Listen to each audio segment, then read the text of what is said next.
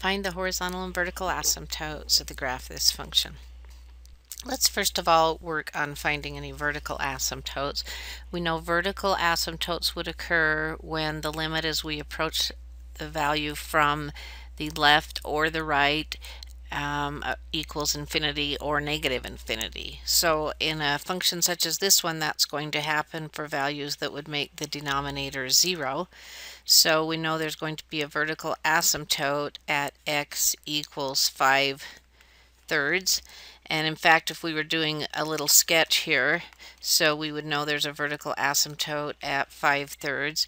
And as we approach from the right-hand side of this, we would be approaching infinity. And we can see that because if we picked a number a little bit bigger than 5/3, 5/3 would make this equal 0, and slightly larger than 5/3 would make the denominator positive. You can see the numerator is already positive, so we would get a positive.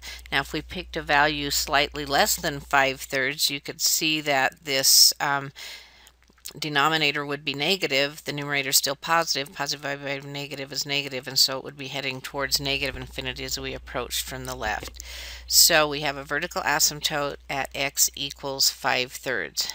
Now we know to find horizontal asymptotes, we're looking to see that if we have the limit as x approaches infinity of this function, if it approaches a finite value.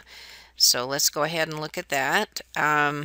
We can multiply numerator and denominator by 1 over x, and we're going to multiply that by 1 over square root of x squared for the numerator, so that with it underneath the radical we can go ahead and multiply that through. So now as we look at that, we have the limit as x approaches infinity of the square root of 2 plus 1 over x squared. Those are underneath the radical there. And then we have 3 minus 5 over x.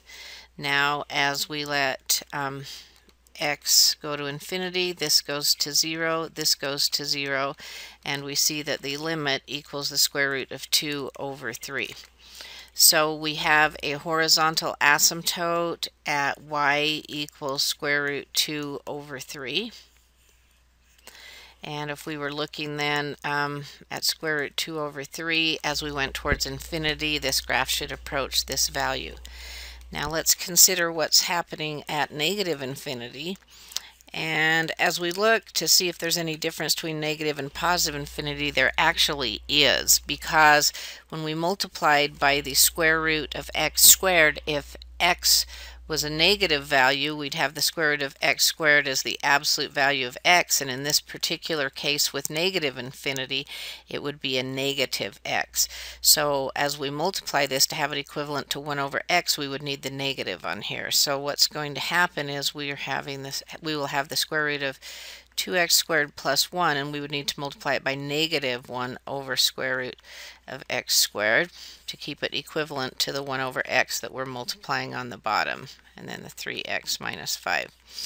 And so as we let x approach in negative infinity, we still would have, it would look like this, but we're going to have basically this negative sign out in front, so it'll make it negative square root 2 over 3.